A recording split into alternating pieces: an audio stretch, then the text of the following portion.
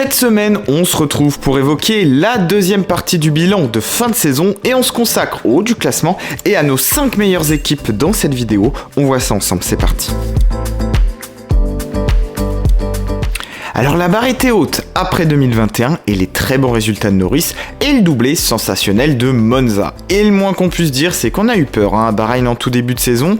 En tout cas, sur la deuxième moitié de championnat, ça a été quand même globalement positif. Le team a réussi à lutter avec Alpine, avec une monoplace qui était clairement moins performante. Une fois encore, Norris a donné tout ce qu'il avait, et c'est bien lui d'ailleurs qui finit meilleur des autres, en étant 7ème derrière les 3 top teams. Ricciardo malheureusement a continué sur sa lancée, et finalement, seule la course de Mexico est venue un peu égayer sa fin de saison. Le bilan comptable, il est d'ailleurs significatif, puisqu'il a inscrit 3 fois moins de points que Lando. Il est donc aussi responsable de 7 échecs face à Alpine.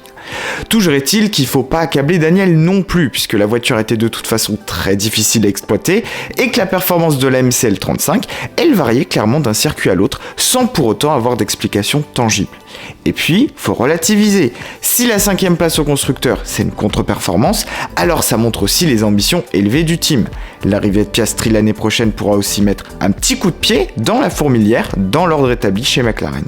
Même si Lando sera évidemment le leader incontesté avec 3 ans en tant que titulaire derrière les ceintures, il faudra quand même se méfier d'Oscar qui va arriver le couteau entre les dents avec une cote élevée et aussi de grosses attentes.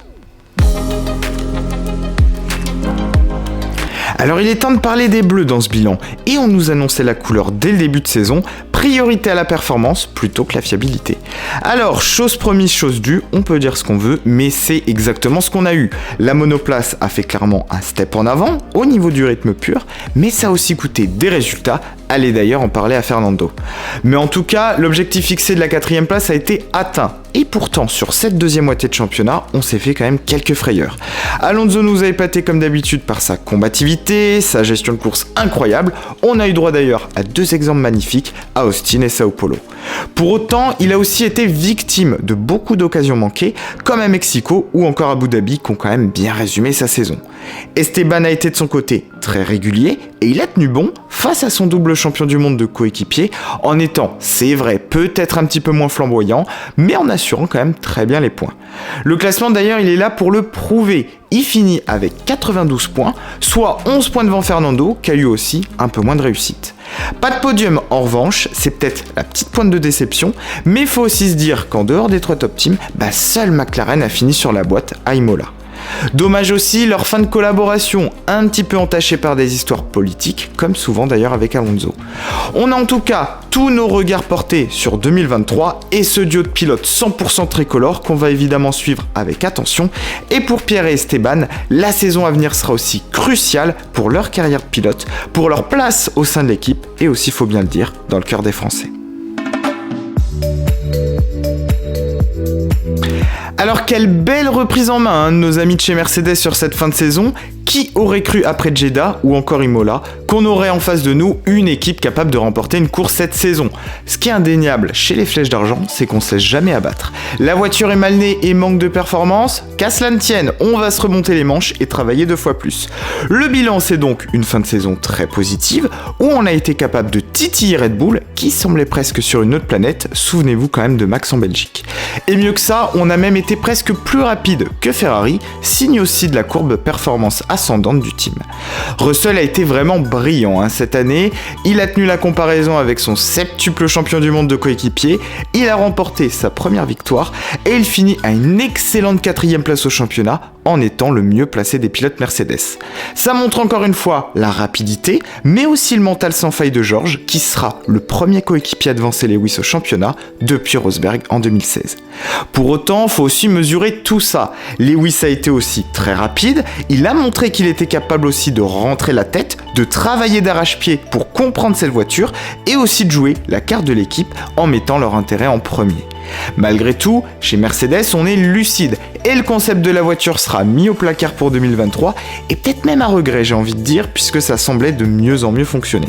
Que Red Bull et Ferrari soient en tout cas prévenus, faudra compter avec les grilles l'année prochaine, quoi qu'on en dise.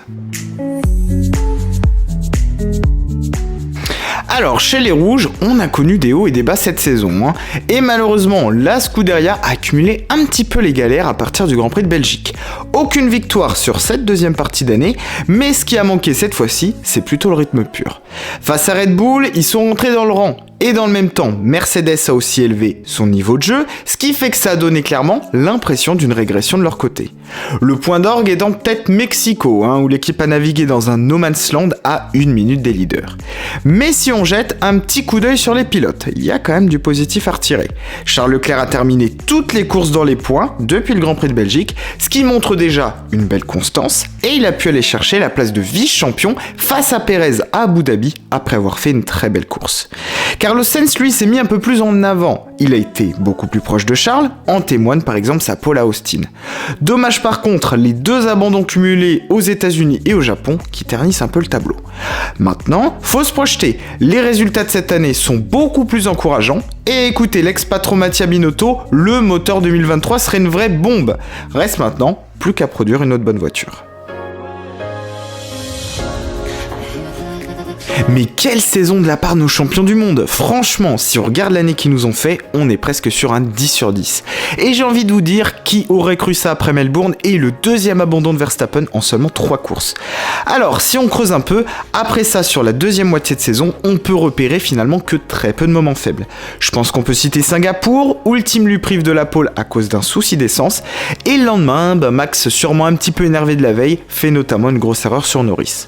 Il y a le Brésil aussi, mais Interlagos ça a été un peu différent, puisque cette fois-ci c'est la voiture qui a manqué de performance, après que le team ait révélé s'être un peu perdu dans les réglages. Mais j'ai envie de vous dire, c'est seulement 2 courses sur 9, et encore, puisqu'à Singapour finalement c'est Perez qui allait chercher la victoire, donc du point de vue de l'équipe ça reste quand même un moindre mal. Donc le bilan pour eux, c'est qu'ils sont pas loin de rendre une copie parfaite. Après ça, attention aussi en interne, on a vu que c'était pas toujours 100% serein entre Max et Checo, mais quand on se bat pour le titre, c'est rarement le cas et les tensions semblent quand même s'être apaisées. Maintenant, faudra pas non plus se reposer sur ses lauriers. La pénalité de soufflerie que subira l'équipe pourrait bien aussi les mettre en difficulté, ou en tout cas permettre aux adversaires de réduire leur écart, et quand on connaît la rage de vaincre de Mercedes, de Toto Wolff, et aussi les récentes déclarations sur le moteur Ferrari, qui sera apparemment une véritable bombe, dixit Mattia Binotto, ça laisse en tout cas un gros suspense pour 2023. Merci à tous en tout cas d'avoir suivi cette vidéo, je vous retrouve pour ma part très vite comme d'habitude sur la chaîne. D'ici là vous connaissez la chanson, n'oubliez pas de lâcher un petit like et puis bien sûr de vous abonner pour ne rien louper de ce qui va suivre. Et moi je vous dis prenez soin de vous et à très vite sur la chaîne, à bientôt.